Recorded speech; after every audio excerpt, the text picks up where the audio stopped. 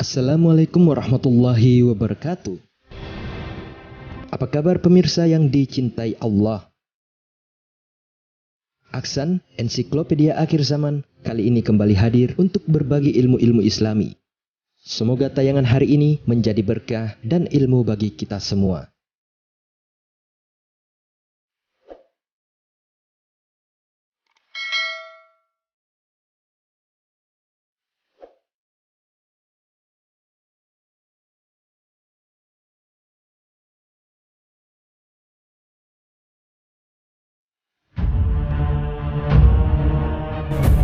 Sahabat Aksan, para ulama membagi dua tanda kiamat, yaitu tanda kiamat kecil atau sugro dan tanda kiamat besar atau kubro.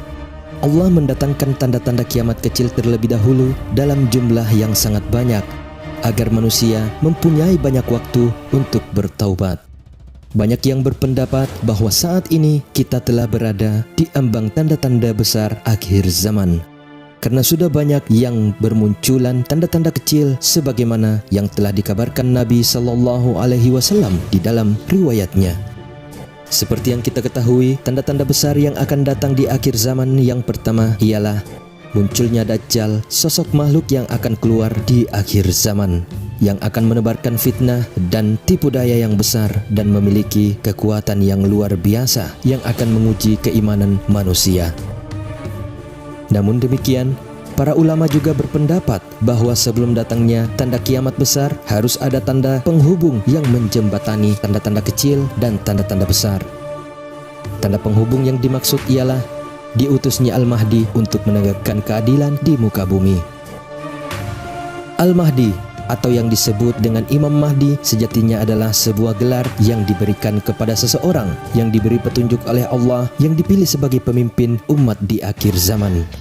Kedatangan Imam Mahdi di akhir zaman juga sudah disampaikan oleh Nabi Sallallahu Alaihi Wasallam, diriwayatkan oleh Imam Muslim dan Ahmad.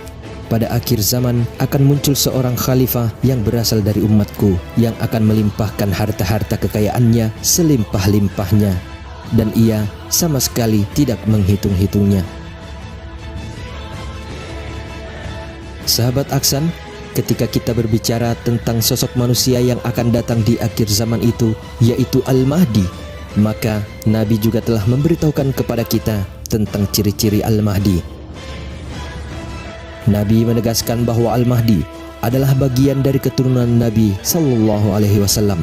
Jalurnya yaitu dari jalur Fatimah, lalu keturunan Hasan bin Ali, dan sampai saat nanti cucu-cucunya Rasul ini akan lahir seorang Al-Mahdi. Jika berbicara tentang ciri fisik yang disampaikan Nabi Sallallahu Alaihi Wasallam ialah memiliki dahi yang lebar dan memiliki hidung yang mancung. Nabi juga menyampaikan sampai sedetail-detail ciri-ciri Al-Mahdi, karena pada saat nanti akan banyak mengaku sebagai Al-Mahdi. Maka Nabi memberikan patokan tentang ciri-ciri Al-Mahdi. Jika kita mendapat seseorang yang mengaku Al-Mahdi, kita bisa meneliti apakah silsilah yang dimiliki sampai kepada Nabi atau tidak, dan ciri-ciri fisik sama atau tidak. Bahkan namanya pun disebutkan di dalam sabda Nabi Sallallahu Alaihi Wasallam. Nabi berkata, namanya sama dengan namaku dan nama ayahnya sama dengan nama ayahku. Berarti namanya adalah Muhammad bin Abdullah atau Ahmad bin Abdullah. Apabila nama tidak sesuai, maka tidak bisa dianggap Al-Mahdi. Apabila semua ciri-ciri yang disebut Nabi Sallallahu Alaihi Wasallam sama, maka itulah Al-Mahdi. Bahkan asalnya pun disampaikan, kata Nabi Sallallahu Alaihi Wasallam, Al-Mahdi akan datang dari arah timur.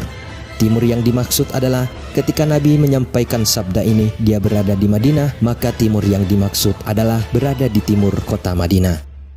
Maka subhanallah, dari sini kita bisa mengambil hikmah bahwa agama yang dibawa Nabi Sallallahu Alaihi Wasallam bukanlah karangan Nabi, tetapi berasal dari sisi Allah Subhanahu wa Ta'ala. Sampai buktinya hal ini benar-benar akan terjadi, dan subhanallah, hal-hal yang dikatakan Nabi Sallallahu Alaihi Wasallam di dalam hadis-hadisnya benar-benar terjadi saat ini. Contohnya sabda Nabi Sallallahu Alaihi Wasallam yang telah terjadi saat ini ialah tanah Arab yang kembali menghijau, bahwa Rasul Sallallahu Alaihi Wasallam bersabda, tidak akan didirikan hari kiamat sebelum Jazirah Arab menjadi hijau kembali. Dan dari sini pula kita bisa menjadikan sebuah pegangan apabila diberitahu perkara gaib maka kita tidak bisa memandangnya dengan hal-hal logis saja, tetapi harus dipandang menggunakan iman yang berdasarkan dalil-dalil dan hadis serta ayat-ayat di dalam Al-Qur'anul Karim.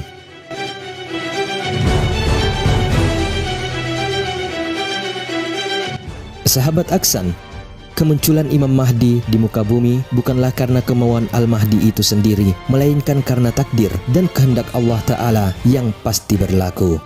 Bahkan, seseorang yang pasti dipilih sebagai Imam Mahdi pun tidak akan menyadari sebelum Allah Subhanahu wa Ta'ala mengislahkannya pada suatu malam, seperti yang disabdakan dalam hadis Nabi Sallallahu Alaihi Wasallam. Al-Mahdi berasal dari umatku yang akan diislahkan oleh Allah pada satu malam. Hadis riwayat Ahmad dan Ibnu Majah. Lalu, apa sajakah yang sekiranya menandai kedatangan Al-Mahdi itu?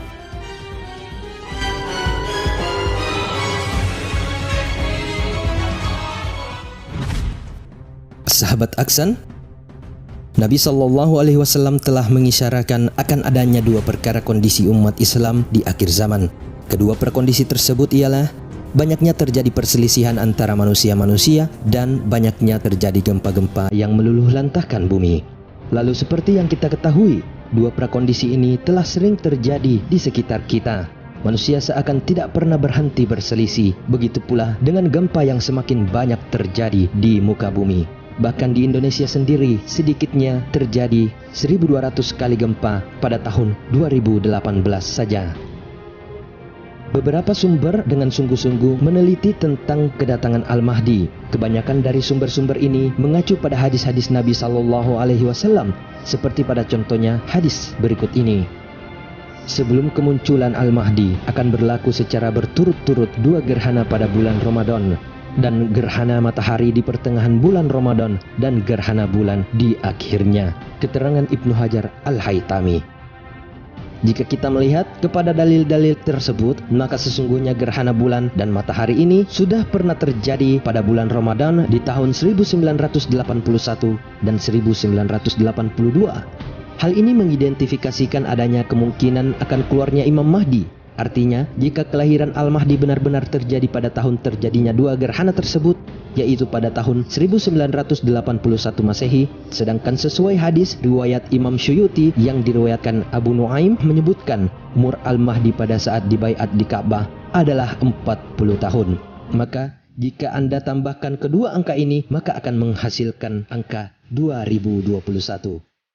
Beberapa ahli menafsirkan angka ini menjadi hari dibaiatnya Al-Mahdi secara paksa oleh bangsa Arab di sisi Ka'bah. Di samping itu, ada banyak tanda-tanda yang lain sudah terjadi berhubungan dengan kedatangan Al-Mahdi. Tanda-tanda itu adalah kemunculan bintang berekor atau komet yang melintasi bumi, seperti yang diceritakan Ibnu Hajar Al-Haytami dalam kitabnya. Sebelum kemunculan Al-Mahdi, sebutir bintang berekor akan muncul dari arah timur. Bintang berekor atau komet ini pernah melintasi bumi pada tahun 1986. Komet ini merupakan sebuah bintang terang bersinar yang melintas dari timur ke barat. Adalah seorang astronom Inggris bernama Edmund Halley yang pertama kali meneliti tentang komet ini. Hingga pada hari ini kita bisa mengenal nama komet berekor ini dengan nama Komet Halley.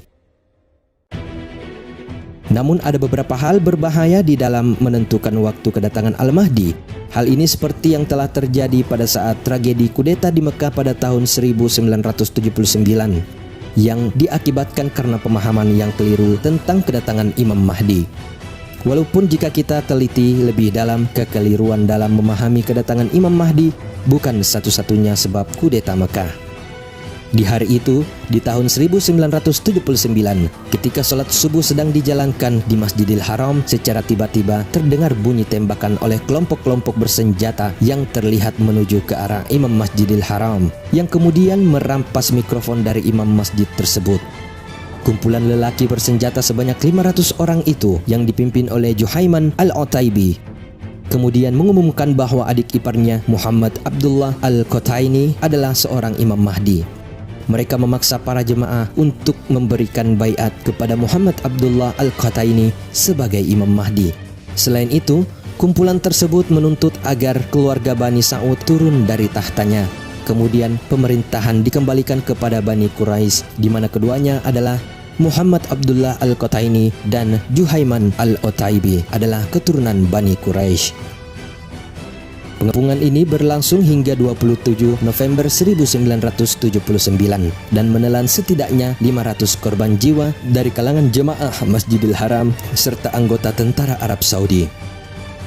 Setelah kejadian berdarah tersebut, pada tanggal 9 Januari 1980, Juhaiman Al-Qotaibi bersama 68 pengikutnya ditangkap dan dihukum pancung karena telah membuat banyak kerusakan dan pembunuhan jemaah dan beberapa ulama. Lalu, bagaimana cara kita untuk menyikapi hal-hal ini berkaitan dengan tanda-tanda munculnya Al-Mahdi?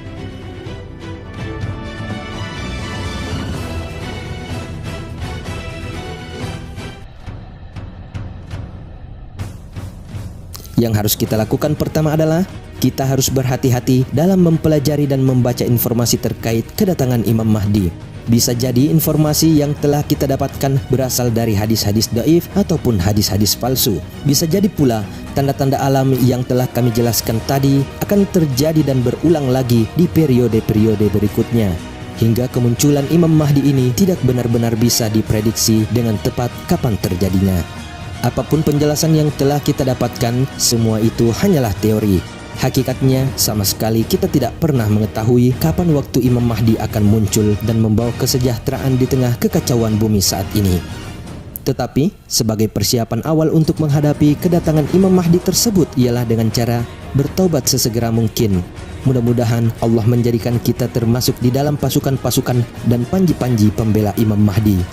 Berhati-hatilah untuk kita semua, karena fitnah Dajjal sedang mewabah hari ini benar-benar sungguh amat dahsyat hingga mampu melalaikan kita dalam beribadah kepada Allah Jalla Jalaluh. Wallahu a'lam bissawab.